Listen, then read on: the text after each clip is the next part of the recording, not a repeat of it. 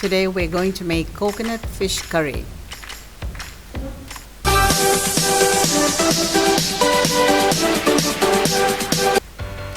We need about 4 Kashmiri chilies, 2 onions chopped up,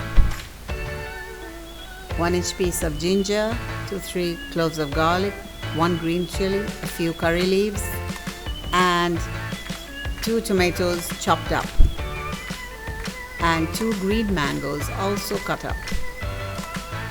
I have cleaned 1 kilo of tilapia and cut into pieces.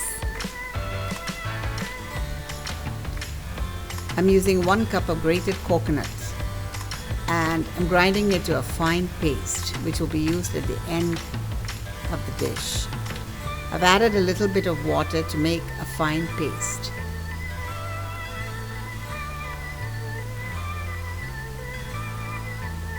Yeah, that's a finely ground coconut paste. I'll keep it up aside. And now into the same grinder, I'm going to put the Kashmiri chili, onions, ginger, garlic, and tomatoes, and grind it all to a fine paste. The Kashmiri chili and tomatoes will actually add color to the curry and of course flavor. I've added a few curry leaves as well.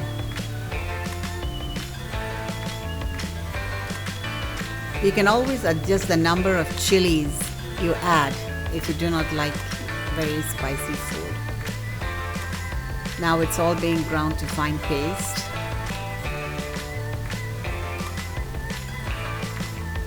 The paste is nice and reddish in color. This adds color to the curry.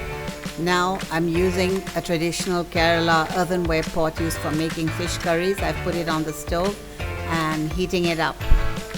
Once it's hot, I'm adding 4 to 5 tablespoons of coconut oil, which we generally prefer in this part of the world, and especially for our fish curries. And we're waiting for the oil to get heated up. While we're waiting for the oil to get heated up, we'll get our dry spices ready. 1 teaspoon of turmeric, 2 teaspoons of chili powder, and a 1/2 teaspoon of coriander powder. We'll keep that ready, and then while the oil gets hot, we'll add 1 teaspoon of mustard to the oil.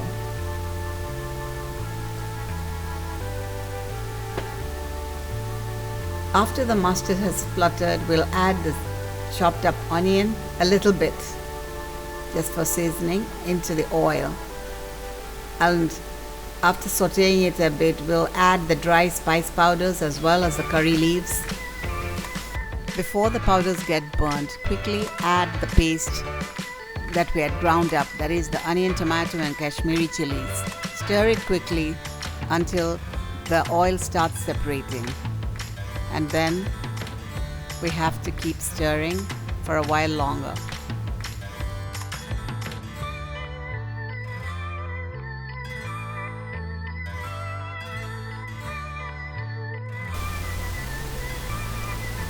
Then we'll add 1 green chili just for that flavor. Then we'll add the sliced green mango pieces we have.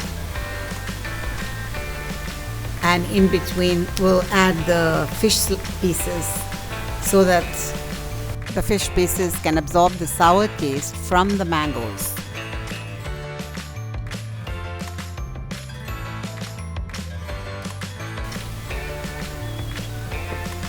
To this we add another 1/2 to 1 teaspoon of black pepper, also adding to the flavor of the curry.